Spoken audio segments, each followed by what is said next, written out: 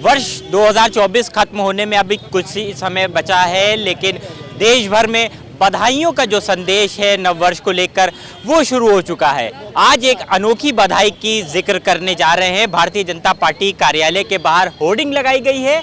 Hoarding नववर्ष की मुबारकबाद देने के लिए लगाई गई है, लेकिन उस पे जो लिखा है वो कहीं ना कहीं सुर्खियों का सबब बना हुआ है। लिखा है, चरखे से क्रांति आई, बुलडोजर से आई शांति।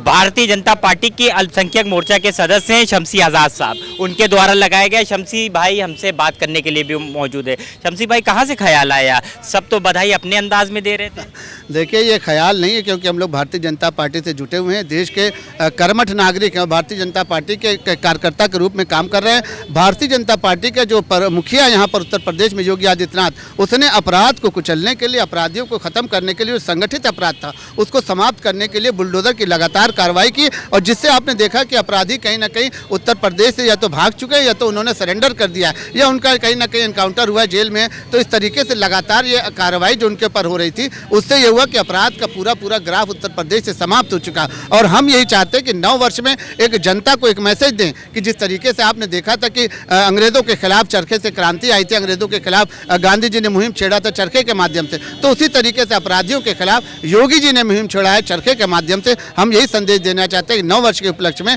कि अपराधियों को इससे डरना चाहिए। जनमानस पूरी तरीके से खामोश है, जनमानस पूरी तरीके से प्रसन्न है कि कम से कम इनके डर से अपराधी आज अपराध करने की हिम्मत तो नहीं कर रहे हैं।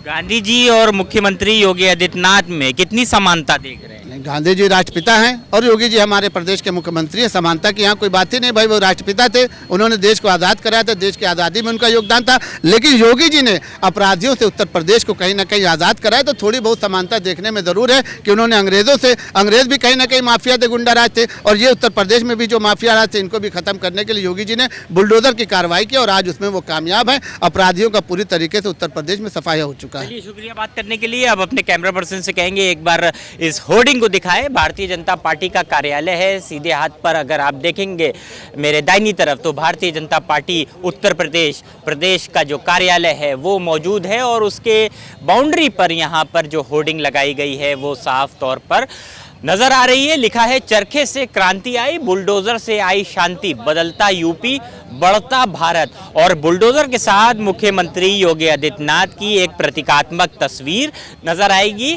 इसी के बगल में शमसी आज़ाद जो बात कह रहे थे उनकी भी तस्वीर है। भारतीय जनता पार्टी अल्पसंख्यक मोर्चा के सदस्य हैं। तो कुल मिलाकर नववर्ष में अब कुछ ही समय बचा हो, लेकिन जो बधाइयों का दौर है वो शुरू हो गया है, और इस बधाई में शमसी आज़ाद भी अपने अनोखे अंदाज में प्रदेशवासियों को नववर्ष की बधाई दे रहे हैं। कैमरा पर्सन ईशान खान के साथ लखनऊ से उत्तर प्रदेश टाइम्स के लिए अरसलान समदी। हम हैं देश के दिल, उत्तर प्रदेश की धड़कन, उत्तर प्रदेश टाइम्स।